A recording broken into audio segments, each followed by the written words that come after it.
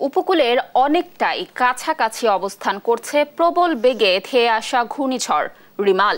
এর প্রভাবে উত্তাল হয়ে উঠেছে সাগর। স্বাভাবিকের চেয়ে বেশি উচ্চতার জোয়ারের পানিতে ভেসে গেছে উপকূলের বিস্তীর্ণ এলাকা। দর্শকের ব্যাপারে বিস্তারিত তথ্য জানাতে বরগুনা থেকে যুক্ত হচ্ছেন আমাদের সহকর্মী রিয়াজ আহমেদ মুসা। মুসা, আপনি তো বরগুনায় রয়েছেন। বরগুনায় এরই মধ্যে জোয়ারের পানিতে উপকূলীয় এলাকা প্লাবিত হতে শুরু করেছে, আমরা যতদূর জানতে পেরেছি। আপনি সরজমিনে সেখানকার চিত্র কি দেখছেন, জানাবেন আমাদের। অসংখ্য ধন্যবাদ। আমি এখন রয়েছে বরগুনা বিষখালী এলাকায় এবং এই রোমেলের প্রভাবে উপকূলে কিন্তু ঝড়ো হাওয়া বইছে, কখনো কখনো বৃষ্টি হচ্ছে এবং নিম্ন অঞ্চল কিন্তু প্লাবিত হয়েছে। আমরা বরগুনা সদরের নির্বাহী অফিসারের সাথে কথা বলার চেষ্টা করবো আপনাদের কি ধরনের প্রস্তুতি রয়েছে এবং সাধারণ মানুষ আশ্রয় কেন্দ্র গিয়েছে কিনা। ধন্যবাদ। আমাদের 202টি আশ্রয় কেন্দ্র অলরেডি হচ্ছে সবগুলোই খোলা আছে এবং হচ্ছে আমাদের সকাল থেকেই সকাল 11টা থেকে আমাদের আশ্রয় কেন্দ্রের লোক ওঠা শুরু করেছে। বিশেষত আমাদের যে বরগুনার বদরখালী ইউনিয়ন আছে সেখানে মাঝেরচর থেকে আমরা 250 ওখানে আমাদের 60টি পরিবার আছে, সকল পরিবারের নারী ও শিশুদেরকে এনেছি।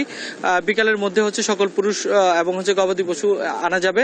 এর পাশে হচ্ছে পটকাখালী আছে, পটকাখালী যে আমাদের পাশে যে স্কুলটি আছে পটকাখালী স্কুলে, সেই স্কুলেও হচ্ছে আমরা অলরেডি হচ্ছে 100টি পরিবারকে স্থানান্তর করেছি। পাশাপাশি হচ্ছে আমাদের যতগুলো পরিবার বাকি আছে তাদেরকে ওই দিনে সন্ধ্যার মধ্যে আমরা নিয়ে যেতে পারবো। আর নলটোনা এবং হচ্ছে নলি, এখানেও হচ্ছে যে আমাদের নিকটস্থ আশ্রয়ণ কেন্দ্র আছে, সেই আশ্রয়ণ কেন্দ্র থেকে লোকজনকে অলরেডি আমরা সরিয়ে এনেছি।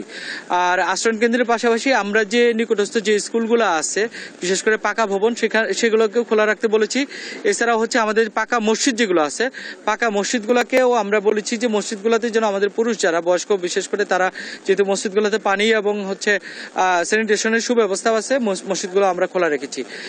আর আমাদের প্রশাসনের পক্ষ থেকে হচ্ছে অলরেডি হচ্ছে 1000 শুকনা খাবার প্যাকেট রেডি আছে। এরপরে স্বেচ্ছাসেবী সংগঠনগুলোর ভিতর থেকেও আমাদের জাগনারি আমাদেরকে 500 প্যাকেট খিচুড়ি বিতরণ করবে। আমাদের সংরক্ষিত মহিলা এমপি উনিও আমাদেরকে খেজুর দিয়েছেন 5 প্যাকেট। পাশাপাশি জেলা প্রশাসন থেকে অলরেডি আমাদেরকে 10 টন চাল এবং হচ্ছে 2 লক্ষ টাকা নগদ ত্রাণ কার্য বরাদ্দ দিয়েছেন। যদি আমাদের প্রয়োজন হয় সেটা আমরা ব্যবহার করতে পারবো।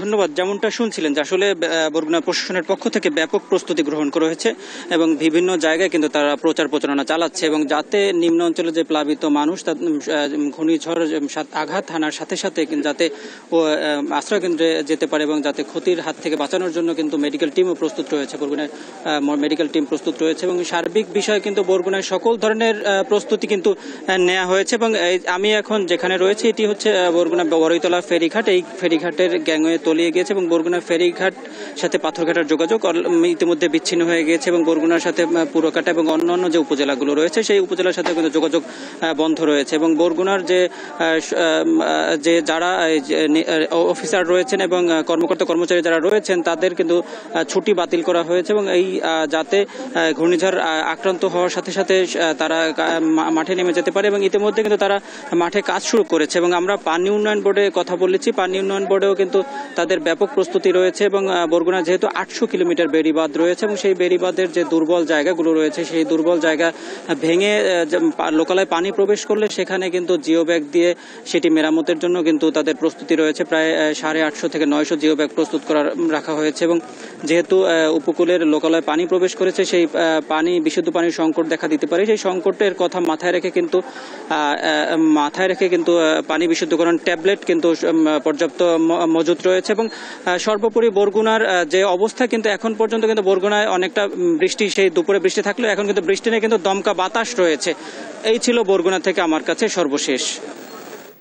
ধন্যবাদ মুসা আমাদের সাথে যুক্ত থাকার জন্য। দর্শক, যেমনটি বলছিলাম, উপকূলের অনেকটাই কাছাকাছি অবস্থান করছে ঘূর্ণিঝড় রিমাল।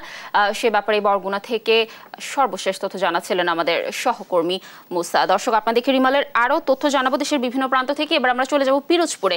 সেখানে রয়েছেন আমাদের সহকর্মী হাসিবুল হাসান।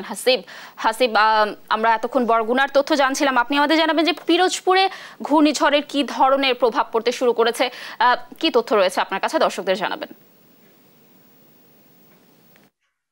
লাবণী, আপনি জানেন যে পিরোজপুরে কিন্তু রিমালের ইতিমধ্যে যে আবহাওয়া অধিদপ্তরের সর্বশেষ সংকেত হিসেবে 10 নম্বর মহাবিপদ সংকেত চলতেছে, এবং আবহাওয়া অফিস বলতেছিল যে জলস্রোতের সংখ্যা রয়েছে, এবং সেই অনুযায়ী কিন্তু নদীর পানি কিন্তু অনেকটাই বৃদ্ধি পেয়েছে। আমি আপনাদের দেখাচ্ছি যে আমি এখন যেখানে অবস্থান করছি পিরোজপুর শহরের যেটা শহর রক্ষা বেড়িবাঁধ, আমার বেড়িবাঁধের উপরে কিন্তু ইতিমধ্যে পানি উঠে গিয়েছে, এবং এখানে সাধারণত পানি অনেক নিচে থাকে নদীর পানি, তবে এই জোয়ারের কারণে কিন্তু ইতিমধ্যে পানিটা অনেকটাই বৃদ্ধি পেয়েছে।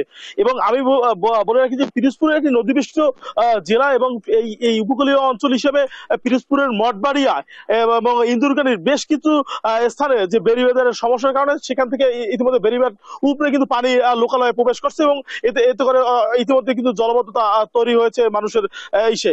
এবং আরেকটি বিষয় বলে রাখি যে জেলা প্রশাসন থেকে বলছে যে ঘূর্ণিঝড় যতটা পার্শ্ববর্তী আমাদের কাছে ধেয়ে আসছে, সে কারণে মানুষকে আশ্রয় কেন্দ্রে কিন্তু যাওয়ার জন্য তারা বারবার অনুরোধ করতেছে।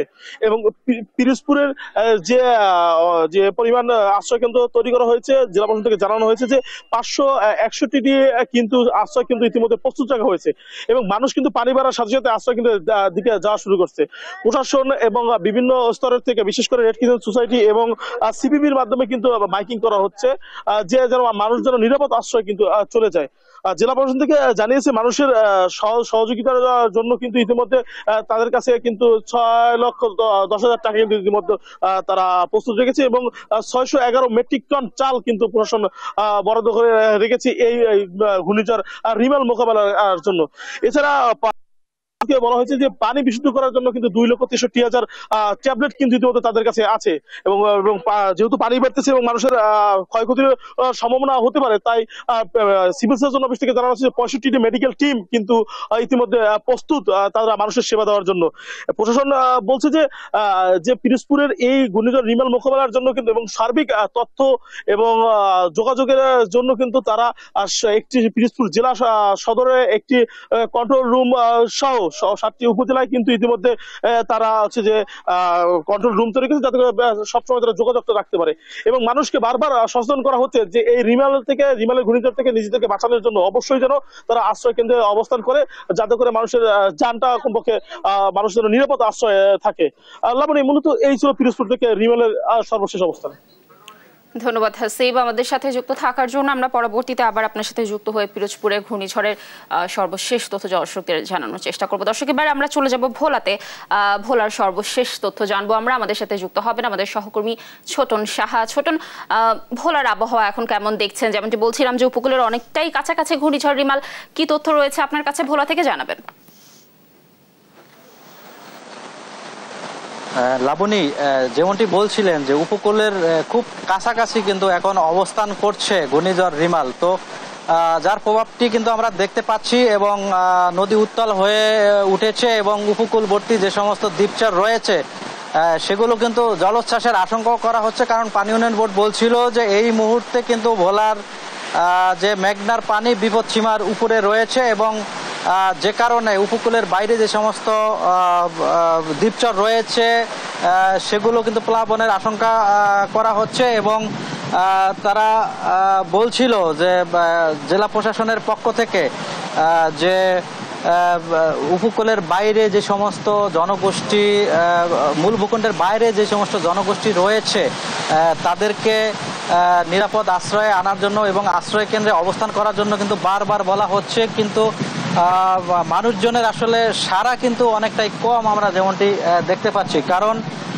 মানুষজন আশঙ্কা করছে তারা যদি আশ্রয় কেন্দ্রে অবস্থান করে সেক্ষেত্রে তাদের যে গবাদি পশু এবং মালামাল রয়েছে, সম্পদ রয়েছে, সেগুলোর ক্ষতির আশঙ্কা করছেন। এমন কিছু মানুষও কিন্তু রয়েছেন তারা কিন্তু আশ্রয় কেন্দ্রে আসেননি, তবে বেশ কিছু মানুষও কিন্তু আশ্রয় কেন্দ্রে এসেছে। জেলা প্রশাসন থেকে বলা হয়েছে প্রায় 10,000-এর অধিক মানুষজনকে কিন্তু কোস্টগার্ড, পুলিশ এবং স্বেচ্ছাসেবীদের মাধ্যমে কিন্তু তাদেরকে আশ্রয় কেন্দ্রে আনা হয়েছে।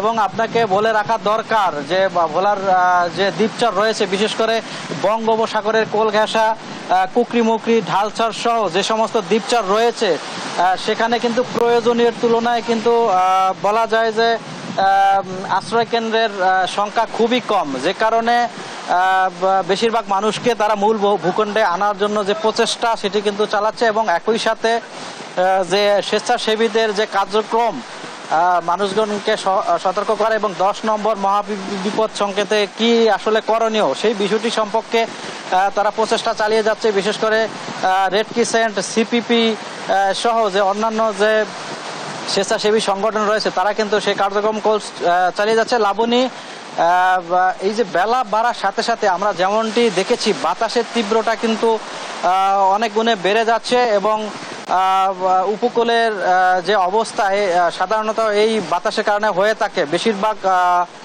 ঘর বাড়ি কিন্তু আপনার অর্ধ পাকা থাকে এবং মাটির তৈরি থাকে, তো সেই হিসেবে বলা যায় সে সমস্ত মানুষজন কিন্তু ঝুঁকিটা অনেকটা বেশি। তো লাবণী, এ ছিল আমার কাছে ঘূর্ণিঝড় রিমালে যে সার্বিক পরিস্থিতি। কানিজ লাবণী। ধন্যবাদ ছোটন আমাদের সাথে যুক্ত থাকার জন্য। দর্শক, যেমনটি বলছিলাম যে ঘূর্ণিঝড় রিমাল উপকূলের অনেকটাই কাছাকাছি চলে এসেছে। ভোলা থেকে আবহাওয়ার সর্বশেষ তথ্য জানাচ্ছিলেন আমাদের সহকর্মী ছোটন। ঘূর্ণিঝড় রিমালের প্রভাবে এরই মধ্যে পটুয়াখালীর কুয়াকাটায় শুরু হয়েছে দমকা বাতাস, মাঝে মাঝে হচ্ছে গুড়ি গুড়ি বৃষ্টি। কুয়াকাটা সমুদ্র সৈকত থেকে সর্বশেষ অবস্থা জানাচ্ছেন সহকর্মী সাইদ ইব্রাহিম। ধেয়ে আসছে ঘূর্ণিঝড় রিমাল। সকাল থেকে কিন্তু বৈরী আবহাওয়া এবং তার সাথে জলোচ্ছ্বাস এবং তীব্র জলোচ্ছ্বাস দেখা দিয়েছিল। আমি যখন কুয়াকাটা আসছি তখন কিন্তু বৃষ্টি এবং অতি বৃষ্টি এবং সমুদ্রে যে গর্জন এর চাইতেও কিন্তু বেশি গর্জন তখন দেখা গিয়েছিল। এবং যে এসে দেখি যে 10 নম্বর পায়রা সমুদ্র বন্দরে 10 নম্বর মহাবিপদ সংকেত দেখিয়ে যেতে বলা হয়েছে। আমি যদি ক্যামেরা পার্সনের মাধ্যমে দেখাই তাহলে দেখবেন যে এখন কিন্তু তেমন একটি বৃষ্টি নেই এবং আবহাওয়া রৌদ্রোজ্জ্বল আবহাওয়া এবং সমুদ্রে কিন্তু অসংখ্য ঢেউ এবং সমুদ্র ফুসে উঠেছে। এছাড়াও যদি আমি দেখাই যে এই যে একেবারে 0 পয়েন্ট যেখানে ভেরিবাদ সেই এর পাশ পর্যন্ত কিন্তু পানি চলে এসেছে এবং যে বেঞ্চিগুলো এবং যে স্পিডবোটগুলো সেইগুলো কিন্তু ভেরিবাদের পাড়ে কিন্তু রাখা হয়েছে। এছাড়া কিন্তু আপনার কিছু গাছ পড়ে গিয়েছে, আপনার যে দোকানপাটগুলো ছিল ভেরিবাদের পাশে এবং যেগুলো আপনার চা বিক্রি করতো বা যারা আচার বিক্রি করতো তারাও কিন্তু তাদের দোকানগুলো সরিয়ে নিয়েছে। এছাড়া কিন্তু এখন কিন্তু আবহাওয়া একটু গরম লাগতেছে, রৌদ্র উঠে গেছে এবং আবহাওয়া অফিস বলতেছে যে এখন এই অবস্থা থাকলেও বিকেলের দিকে হয়তোবা ঘূর্ণিঝড় রেমাল হয়তোবা আঘাত হানতে পারে, তেমনটাই জানিয়েছেন আমাকে আবহাওয়া অফিস। এছাড়া কিন্তু আপনাকে আরেকটা জিনিস জানিয়ে রাখি, যেটা হলো ঘূর্ণিঝড় রেমালে কিছুক্ষণ আগেও কিন্তু বৃষ্টি হয়ে গেছে এবং সেরকম ভারী কোনো বৃষ্টি না, হালকা বৃষ্টি। এই ছিল এখনকার মতো কুয়াকাটা থেকে ঘূর্ণিঝড় রেমাল নিয়ে আমার কাছে সর্বশেষ তথ্য। ধন্যবাদ সাইদ আমাদের সাথে যুক্ত থাকার জন্য। দর্শক, কুয়াকাটা সমুদ্র সৈকত থেকে সর্বশেষ তথ্য জানাচ্ছিলেন আমাদের সহকর্মী সাইদ ইব্রাহিম।